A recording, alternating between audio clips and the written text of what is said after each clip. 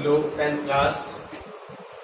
Today we study solution of quadratic equation by completing square. Quadratic equation को solve करने के लिए हम कंप्लीटिंग स्क्वायर करके कैसे सोल्व कर सकते हैं। देखिए मान लीजिए ax square plus bx plus equal to 0 ये हमारे पास क्वाड्रेटिक इक्वेशन है। इसका हमने कंप्लीट स्क्वायर बनाना है।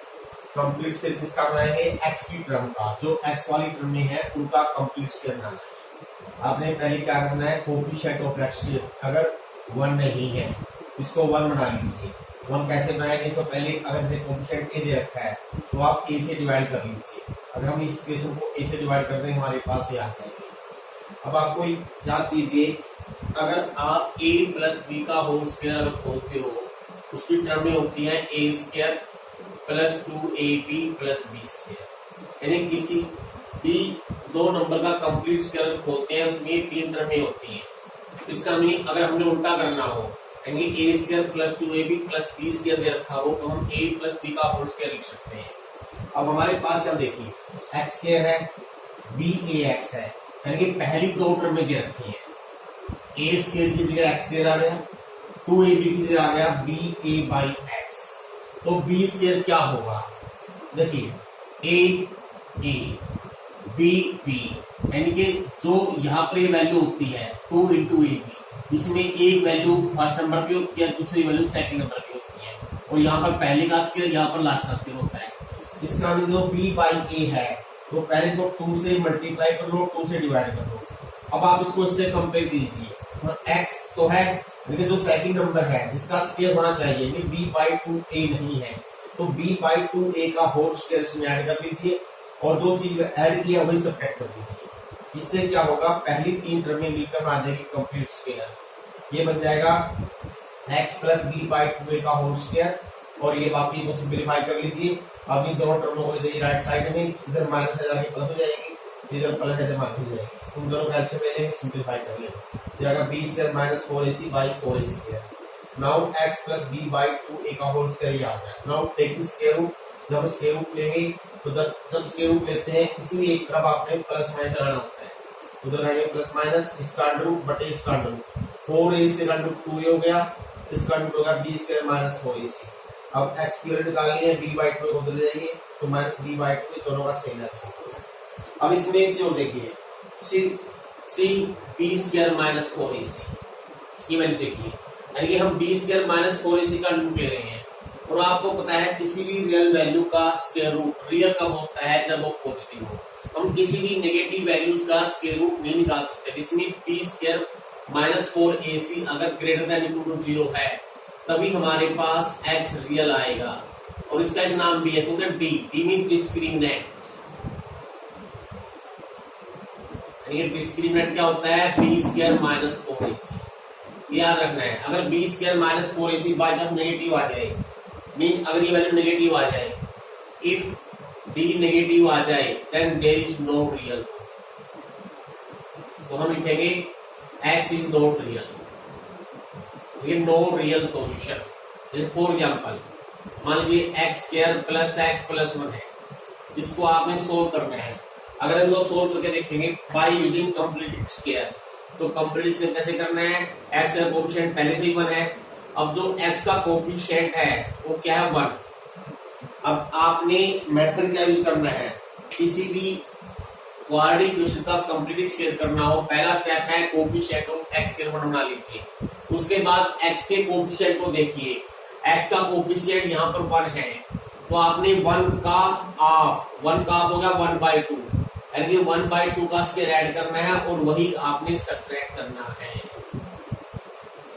याद रखिए, how to make the complete square, coefficient of x का हाफ मींस यहाँ 1 था, 1 का हाफ 1/2, उसका स्क्वायर ऐड करना है और वही सब्ट्रैक्ट करना है। अब सी हियर पहली 3 टर्में मिलकर बनाएगी कंप्लीट स्क्वायर। अब बाकी सभी टर्म हो जाओ राइट साइड में, माइनस 1/2 का स्क्वायर 1/4 माइनस 1, ये आ गया माइनस 3/4। सी दिस साइड, क्योंकि माइनस 3/4 नेगेटिव है, बिकॉज माइनस 3/4 नेगेटिव है, इसलिए हम अगर इसका अंडर रूट लेंगे तो ये रियल नहीं आएगा। इसका meaning x is not real. तो हम क्या लिखेंगे? There is no real solution, यानी x की ऐसी कोई रियल वैल्यू नहीं है जो इस इक्वेशन को सेटिस्फाई कर दे। तो एक मैंने आपको क्वेश्चन दिखाया है कंप्लीटिंग स्क्वायर करके कैसे करना है। और देखिए जैसे इफ आई टेक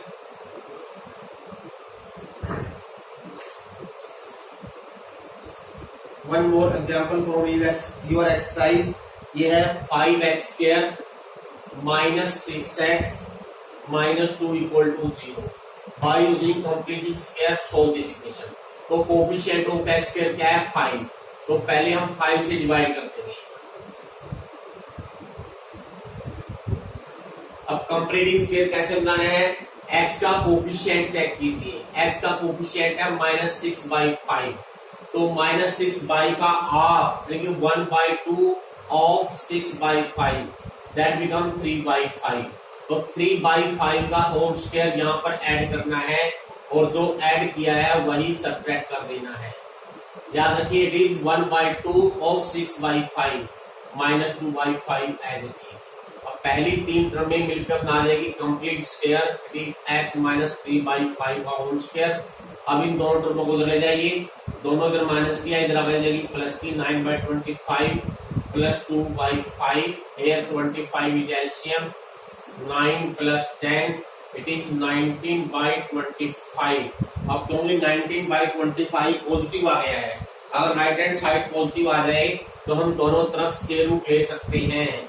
तो स्क्वायर रूट लेंगे, इधर हो जाएगा प्लस माइनस √19/25 का स्क्वायर रूट 5।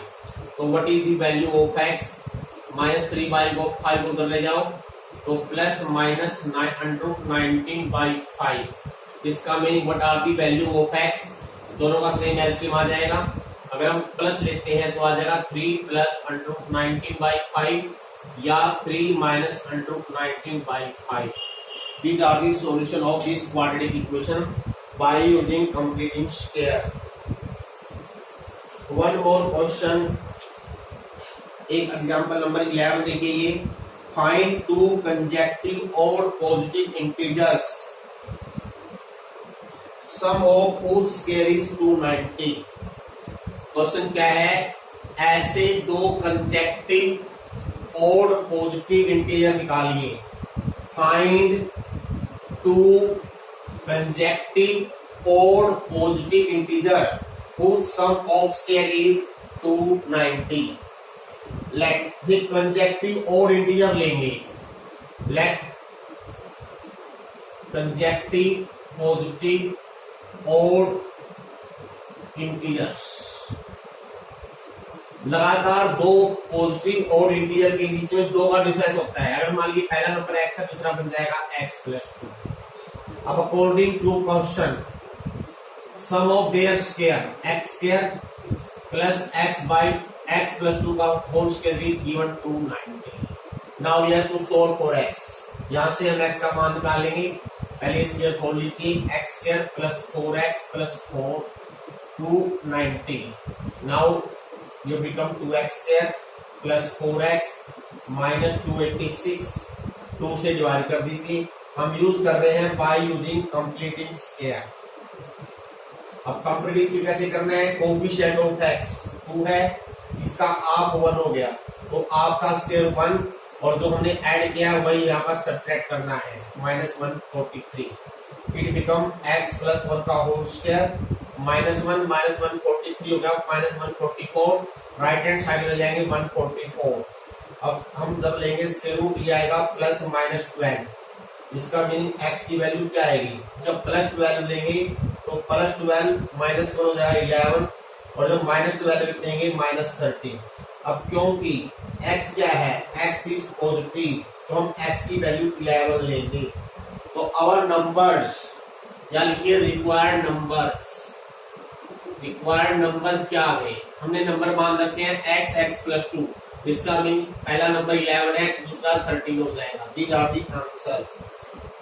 एक क्वेश्चन और देखिए, a rectangular park is to be designed whose breadth is 3 meter less than the length, whose breadth is 3 meter less than the breadth, its area is to be 4 square meter more than the area of the park that has already been made in the shape of an isosceles triangle with its base at the breadth of the rectangular park and double and altitude is 12.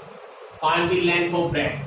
Question क्या है, एक park है rectangular type का, rectangular आकार का एक park दे रखा है ये, और पार्क ऐसा है जिसकी ब्रेड्थ लेंथ से 3 मीटर कम है। इसका मीनिंग अगर मैं ब्रेड्थ मान लूं, मान लीजिए ये ब्रेड्थ है, ये x मीटर है, तो लेंथ बन जाएगी x प्लस 3 मीटर। और क्या दे रखा है, जो ब्रेड्थ वाली साइड है उसके ऊपर एक दूसरा पार्क है आइसोसेलेस ट्रायंगल के आकार का, यानी कि ये दोनों साइडें बराबर दे रखी हैं, और इसका एल्टीट्यूड दे रखा है हमारे पास कितना, इट इज 12 मीटर, इसका ये एल्टीट्यूड है।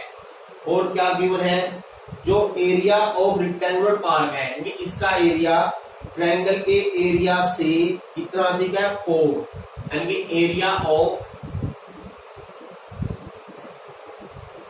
rectangular park is equal to area of isosceles triangle plus 4, ये रखा है, यानी कि रेक्टेंगुलर पार्क का एरिया आइसोसेल जो पार्क ट्रायंगल के आकार का पार्क बना हुआ है उसके एरिया से 4 मीटर अधिक है। आपने जो रेक्टेंगुलर पार्क है इसकी लेंथ एंड ब्रेड्थ निकाल ली है।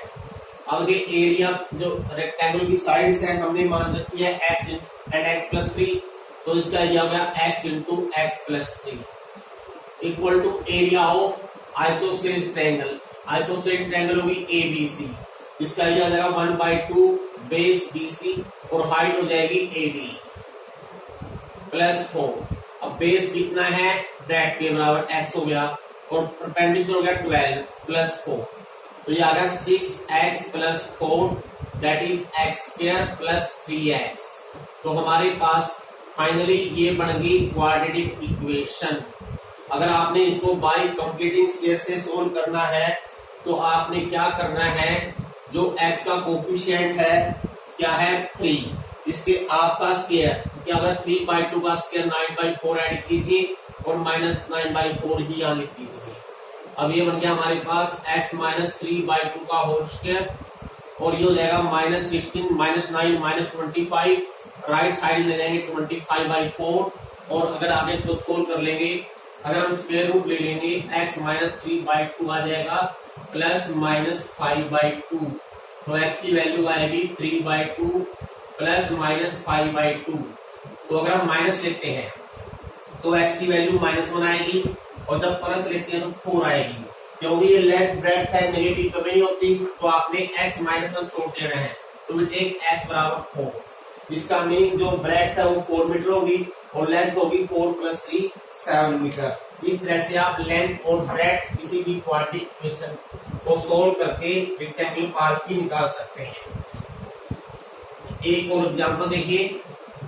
अब एक चीज ध्यान रखिए, देखिए अब आपको जो क्वाड्रेटिक इक्वेशन है, अगर हमारे पास क्वाड्रेटिक इक्वेशन ये आ जाए और बगैर सोल्व किए आपने ये पता करना लग जाए कि इसके सॉल्यूशन रियल है या नहीं, यानी कि सॉल्यूशन रियल कब होंगे, सॉल्यूशन आर रियल और नो, तो आप डायरेक्ट चेक कर सकते हो सोल्व किए बगैर। क्या करना है, डी निकालना है। डी क्या होता है, बी स्क्वायर माइनस 4ac। अगर B square minus 4ac greater than 0 आ जाए तो आप लिख दोगे रूट्स आर रियल, अदरवाइज आपको रूट्स निकालने की जरूरत नहीं पड़ेगी क्योंकि रूट्स रियल नहीं है। जैसे एक ऐसा ही क्वेश्चन आपकी किताब में दे रखा है, ये इक्वेशन है 3x square minus 5x plus 2 बराबर 0। क्वेश्चन है अगर रूट्स रियल हो तो सोल्व कीजिए। अब इसमें ऐसा कोई मेथड मेंशन है किस मेथड से करने हैं, आप इसको डायरेक्ट कर सकते हो। पहले डी निकालिए। डी क्या था हमारे पास, b square minus 4ac 25 minus 4a into c 25 minus 24 that is 1, ये ग्रेटर देन 0। इसका मीनिंग रूट्स आर रियल, इसका मीनिंग रूट्स अगर रियल हो। दूसरी बात, अगर रूट्स रियल हैं तो आपको याद होगा जब हमने कंप्लीटिंग स्क्वायर करके जो फार्मूला बनाया था वो आया था minus B by A plus minus under root B square minus 4ac by 2a, और इसको आप लिख सकते हो minus B plus minus under root B square minus 4ac 2a हो गया। अब इस फार्मूले को डायरेक्ट भी यूज कर सकते हो, इसके बोलते हैं क्वाड्रेटिक फार्मूला। क्वाड्रेटिक फार्मूला, इस फार्मूले को भी आप डायरेक्ट यूज कर सकते हो, सीधा लिख सकते हो। अगर ax plus bx plus c बराबर 0 है then solution is given by minus b by 2a plus minus under root B square minus 4ac under root d by 2a। तो यहाँ पर सोल्व करना है इसको, तो क्या जाएगा x is equal to minus B क्या b का mean coefficient of x minus ये है माइनस 5 प्लस माइनस d की वैल्यू आई है 1 under root 1 by 2a 2 into 3, तो क्या हो गया प्लस 5 प्लस माइनस 1 बाई 6। अगर हम प्लस साइन लेते हैं 1 आएगा, अगर माइनस लेते हैं 4 by 6 that is 1 and 2 by 3 answer आ गया। एक और देखिए, सपोज ये है 2x square minus 2 under root 2x plus 1 equal to 0।